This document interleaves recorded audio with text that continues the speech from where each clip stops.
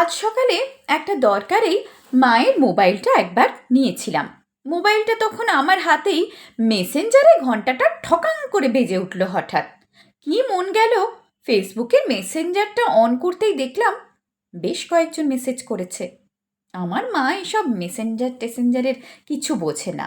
মা না বুঝলেও যারা মেসেজ পাঠায় তারা বোঝে।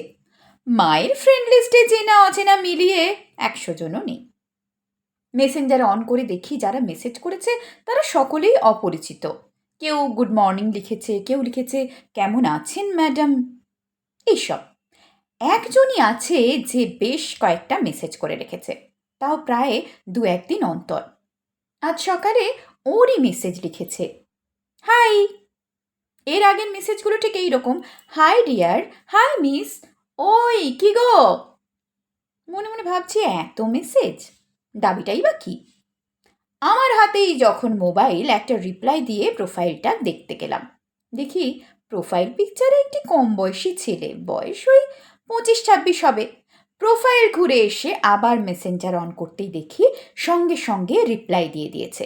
রিপ্লাই মানে অভিমানের মেসেজ। লিখেছে, বাবা এতদিন পরে সময় হলো, আমি তো ভাবছিলাম রিপ্লাই দেবেই না, কেমন আছো বলো। আমি আর দেরি করিনি, রিপ্লাই দিয়ে লিখলাম, না না বলো বলো, আমি ভালো আছি। আর দেখে কে, তারপর আর থামার নাম নেই, মেসেজ করেই যাচ্ছে। বুঝলাম দারুণ মজা পেয়েছে। আমিও দেখলাম হাতে যখন টাইম আছে, দেখি ছোকরা কি বলতে চাইছে। মামুলি কয়েকটা কথার পর জিজ্ঞেস করলো, বেবি তোমার ছবি নেই কেন। বেবি শুনে আমি হাসবো না কাঁদবো বুঝতে পারছিলাম না। তারপর ভাবলাম ঠিকই তো বলেছে, আমি তো আমার মায়ের বেবি। উত্তরে লিখলাম, ছবি তো তোমারও নেই, যতদূর মনে হচ্ছে প্রোফাইলের ছবিটা তোমার না।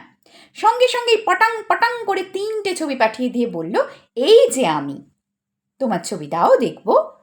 বললাম, ছবি পরে দেব, কি বলতে চাও বলো। পরের মেসেজে লিখলো, তুমি হাউসওয়াইফ। হ্যাঁ লিখতেই জিজ্ঞেস করলো, কি করে বাড়িতে সময় কাটাও, বোর লাগে না। লাগে তো, কিন্তু কাউকে পাচ্ছি না, তুমি যদি ফ্রি থাকো জানিও। আমার মেসেজে লাভ রিয়াক্ট দিয়ে এবার লিখলো, আমি তোমার জন্য ফ্রি।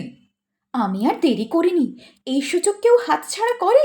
সঙ্গে সঙ্গে রিপ্লাই দিয়ে লিখলাম, তাহলে কাল থেকে চলে এসো বাড়িতে, বেশি কিছু করতে হবে না। এঁটো বাসনগুলো মাজবে, ঘর মুছবে, 2টো বাথরুম আছে ওগুলো পরিষ্কার করে দেবে, এমনিতেই কাজে লোক পাওয়া যাচ্ছে না, তার উপর ফ্রিতে। এই একঘেয়ে কাজগুলো করতে করতে বড্ড বোর হয়ে যাচ্ছিলাম। তুমি যে মন পড়তে পারো, আমি তো অবাক। আসবে তো তাহলে।